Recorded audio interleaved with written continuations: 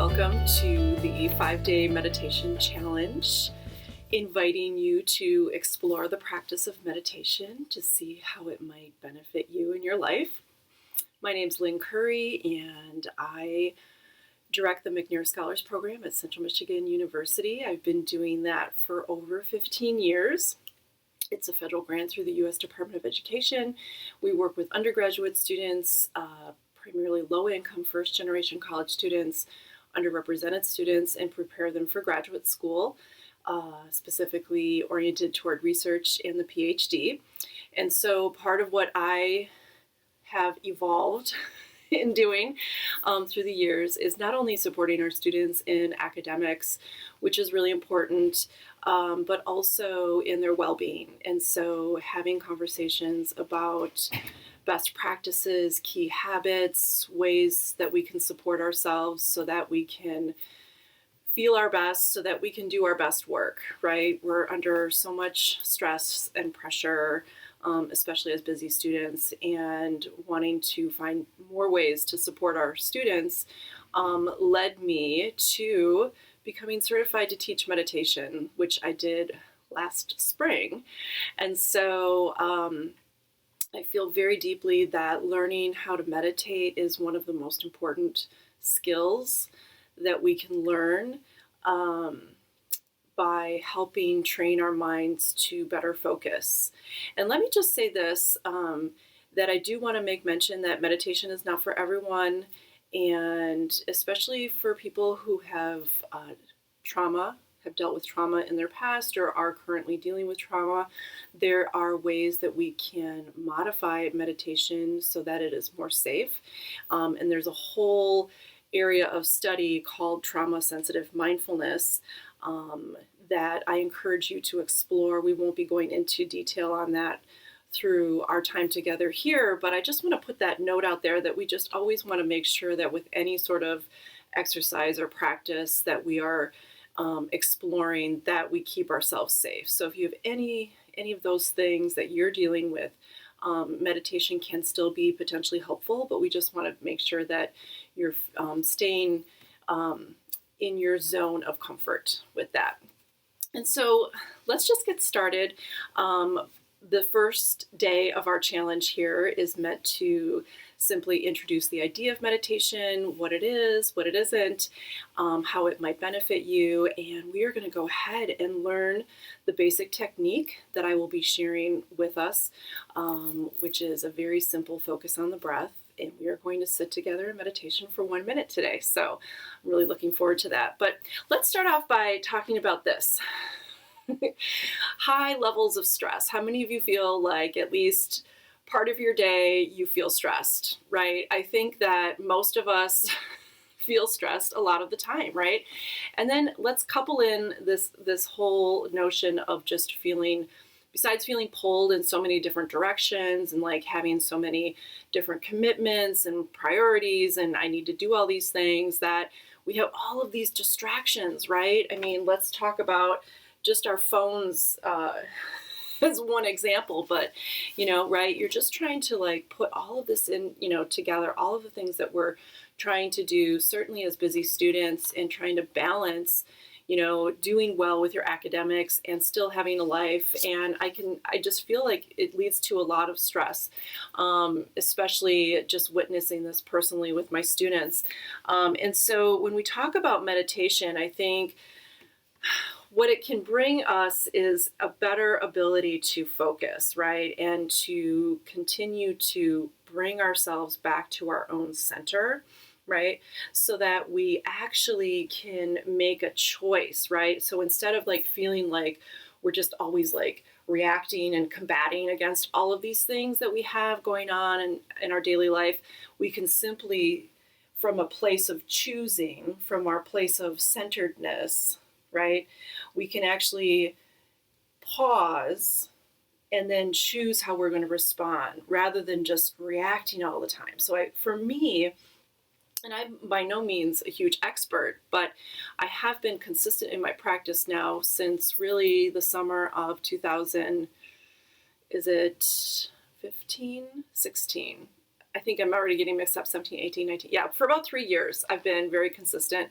And then especially I've sort of elevated my own practice since becoming certified to teach meditation last spring. And so for me, I just feel, it's what's interesting, and this is one of the things that I really would like to invite us to do, is to approach this from sort of the spirit of experimentation, right? So let's just see, right? Let's just do a little bit of meditation. Let's do it on a regular basis and kind of see where it might go. And when I do that with my own self, I just, these little things that I start to notice bubble up, I'm like, oh, I think that's probably from, stemming from my meditation practice. So it's just really interesting. So, but this is what I'd like to invite us to explore. And so, in essence, meditation is simply substituting our discursive mind for another object of attention, right? So when we talk about our discursive minds, we simply mean that ticker tape, right? That ticker tape of thoughts. It's always going through our minds, right? This and that. Sometimes these thoughts are not too nice either, right? We can beat ourselves up, we can have self-doubt, we can have worry, we can have anxiety, all of these things, right? So in meditation, the practice is simply substituting our discursive mind for another object of attention. And there are tons of different kinds of meditation, right? So the kind of meditation that I'm going to be sharing is a simple focus on the breath. So in this case, the object of attention is our breath. It's called shamatha. In other cases, you may use a sound or an object or a mantra that you repeat over and over. So many different forms of meditation. What I really like about this particular technique is that it is really simple, and the breath is always just a great place to start because we all have our breath and it's always with us. And this is another one of those things where I love, by being consistent in a meditation practice, I do about between 10 and 20 minutes a day, usually more around 10 or 15, is that I start to notice that I come into my breath and just more naturally, right? So even if I'm like stressed, driving on a busy street and might feel stressed, I can find myself coming into my breath and using it to sort of calm myself, right? So that's just a wonderful thing. And the shamatha practice, again, based on a felt sense of breath, and we're going to learn how to do that. It's more than just thinking about our breath or noticing our breath, but actually feeling our breath. It is also known as a practice of tranquility or peacefully abiding. So isn't that just lovely? I think that we would all love to more peacefully abide in oneself, right? And so I just want to point out too that when we talk about the different meditation apps out there, there's a ton of great apps. I definitely recommend that you explore some of those as well. Today when we meditate, I'm going to show you the Insight Timer. That's the app that I use just for a basic timer. It does have many guided meditations. One of the things that's a little different between listening to a guided meditation on any of these apps versus what I'm teaching you here is that this is an actual meditation technique. And so what I would encourage you to sort of view it as kind of your foundational practice, and then use those apps when you feel particularly stressed, or if you are interested in a meditation along the lines of a certain kind of topic or issue or area. Not to say that those meditations are not good, because they are, but this is different in that, again, I will be showing you the technique here in a moment, but we're going to come into our posture, we're going to come into our practice, and I'm going to show you the technique, and then we're going to just simply do it together. So it's a little different than just simply sitting and listening to a meditation, if that makes sense. What is meditation not? Meditation is not religious. So anyone can breathe. It's not religious. And so that's sometimes I think people are like, oh, do I have to change my religion? Do I have to change my belief system? Absolutely not. This is a simple learning how to focus on our breath so that we can enhance our ability to stay in the present moment, stay grounded, right? And be more awake in our life. Main components are your body, right? So we're going to come into a very simple posture. Your breath, we're going to work on noticing how we can feel our breath. And then our mind, okay, we're going to work with our thoughts. One of the probably biggest misconceptions about meditation is that I have to stop thinking. I need to turn my brain off, right? and it's like, I can't settle myself because I'm always like thinking. Meditation is never about stopping yourself from thinking. It's never about turning your mind off. It's never about stopping your brain. It's never trying to control your thoughts. So we can all breathe a sigh of relief, right? But it is learning how to work with your thoughts, right? And in essence, it's developing a different relationship with your thoughts, right? So we can notice that they're there, but we don't have to attach to them. We don't have to go down that rabbit hole all the time, right? We don't, that constant ticker tape, right, of all of these things in our head all the time. We can choose not to attach, right?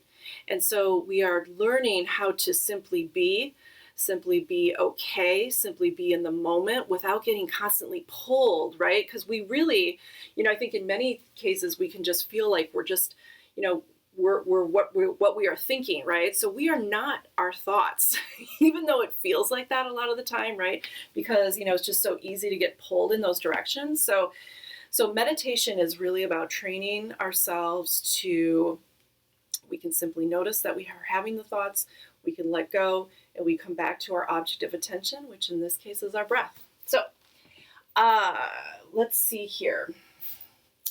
Train our brain. Okay, I think what we're going to do is, I have this beautiful little sign that I made. So when we talk about actually some of the benefits, right? So being grounded, more calm, more, the peaceful abiding, right? More at ease, better able to handle life's challenges. That's like a great way to think about it too, for when you're trying to, kind of really like encapsulate what meditation can help us with. I mean, certainly, there's a ton of benefits. You can just simple Google search, and there's more research out there too. So I feel like it's an easier sell these days, right? What I'm intrinsically interested in, though, is helping students not only learn how to meditate, but actually do it on a regular basis every day, right? Because it's one thing to like think in our minds like, oh yeah, meditation is a good thing. It's another thing altogether to actually do a little bit every day, so that you actually might start to experience some benefits, and then be able to make a choice of like, yes, this is a daily habit, a daily practice, a skill, a life skill that I want to cultivate in my life, right? So it's I have this bicep curl for our brains, right? So it's a workout for our minds, right? And so we wouldn't expect to like go to the gym for 2 days here and there and expect ourselves to feel fit, healthy, and strong, but rather it takes going to the gym on a consistent basis to actually start to feel some of those benefits, right? But here we have, when I first started my teacher training, what was really lovely, and I trained with Susan Piver, by the way, through the Open Heart Project, but she really framed our entire training through these 3 core concepts. And in a larger sense, like, yes, we're teaching ourselves how to focus, but in a larger sense, we are learning to to step into understanding ourselves better, right? So developing more insight about ourselves and others. Okay, so having that openness of mind to, just become more intuitive about who we are and how we are, and developing that insight. Also compassion, right? A big part of meditation is learning to be gentle with ourselves, right? So I mentioned that we're never trying to control and push away our thoughts, but it's rather that we're learning to be gentle of, I'm having these thoughts, so what? It doesn't matter. It doesn't matter what the thoughts are. Right? And so when we train ourselves that way, we are developing greater gentleness and compassion with ourselves, and then we can start to have more compassion to others. Sometimes I think it's harder to have compassion for ourselves, actually, right? We beat ourselves up a lot of the time. And then courage, right? The more that we can sort of step into just knowing ourselves, we can further step into our own strength, our truth, and really the courage to just sort of be my language, right? Not sort of, but be who we are, right? And these are kind of like what I like to kind of frame in a larger sense what meditation can potentially lead to. So let's come in, and I am going to teach you the technique. So here I'm seated on a chair. I'm going to take a drink of water. And so the first thing that we do is we come into mindfulness of body, and we just sort of dedicate, we dedicate this time to ourselves. This is our time to meditate. And so we come into our seat, we come into a posture. We can sit on the floor on a cushion. We can sit on a chair. If we do sit on a chair, you don't want to lean back on the chair, but rather just allow yourself to sit up straight. Have your feet flat on the floor, okay? And if you have any sort of issues that make it hard to stay seated, definitely feel free to lie down. And so we want to take a nice upward posture, top of our heads, reach up toward the sky. We're just simply letting everything else relax, right? Our shoulders relax, let our arms just come down. Hands can simply rest, palms down on our thighs, wherever they fall naturally. And I want to invite you to feel the strength of your back body, right? So the strength of our back body supporting us. We're feeling uplifted, but we're also feeling very grounded, right? So feel yourself rooted in your seat. Feel yourself heavy, whether it's seated on a cushion. Feel the weight on the chair. Your feet grounded on the floor.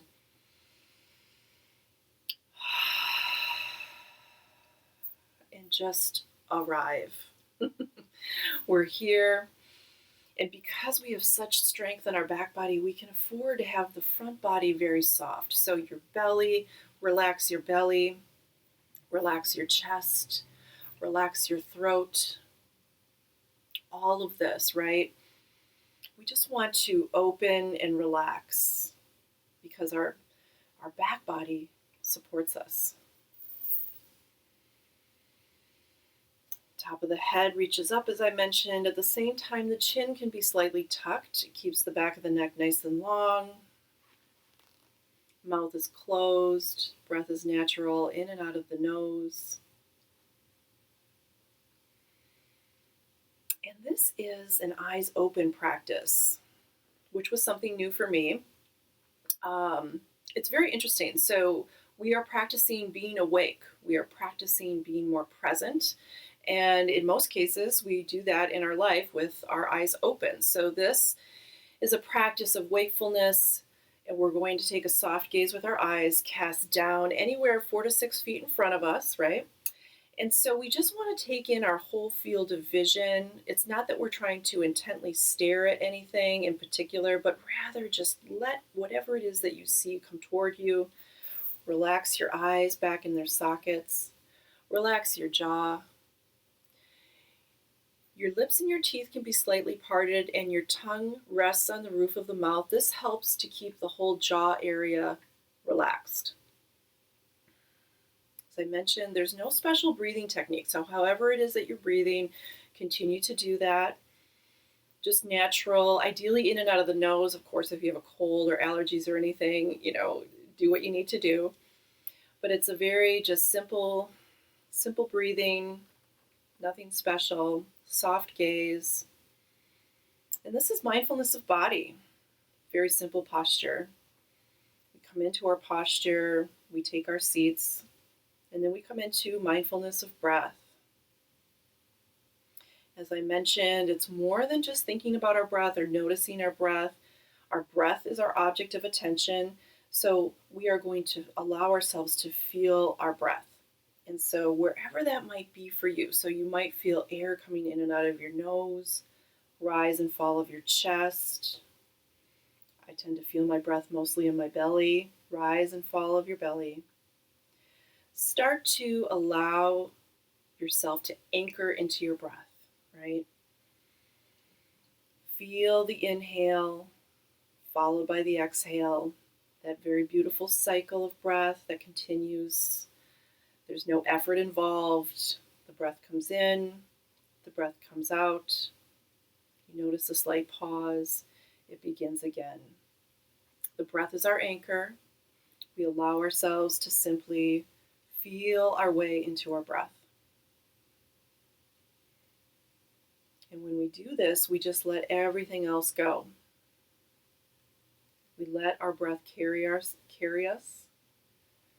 Allow yourself to just ride the waves back and forth. Beautiful cycle. The inhale, followed by the exhale. The inhale begins again. Release on the exhale. Let yourself settle. Let yourself feel your breath. And that's mindfulness of breath. And the next step is mindfulness of mind. So we'll continue to have thoughts. As I mentioned, meditation is never about trying to stop ourselves from thinking or control our thoughts in any way, but rather now is our time to meditate. And so any of our thoughts, we just simply let them fade to the background, right? We simply let them fade to the background. There's no need to do anything about them right now. They are what they are. And we can probably, we know that they're there, right? But we're not tending to them in any sort of way because right now our focus is our breath. We're feeling our breath. And so our thoughts can just do what they may. And sometimes, though, we might get pulled in the direction of our thoughts or get absorbed in a line of thinking. Absolutely okay. At that point, that really is the practice right there, that point of awareness, noticing that you're thinking. Oh, I'm thinking. You can even say silently to yourself, oh, I'm thinking. Oh.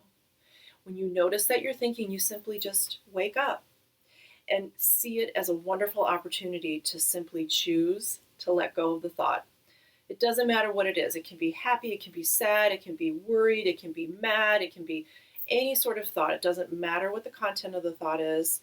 What matters is that you're noticing that you're thinking, you're waking up, and you're making that very deliberate choice, gentle but deliberate, of just let it go. You notice you're thinking, you let it go, and you come back to your breath.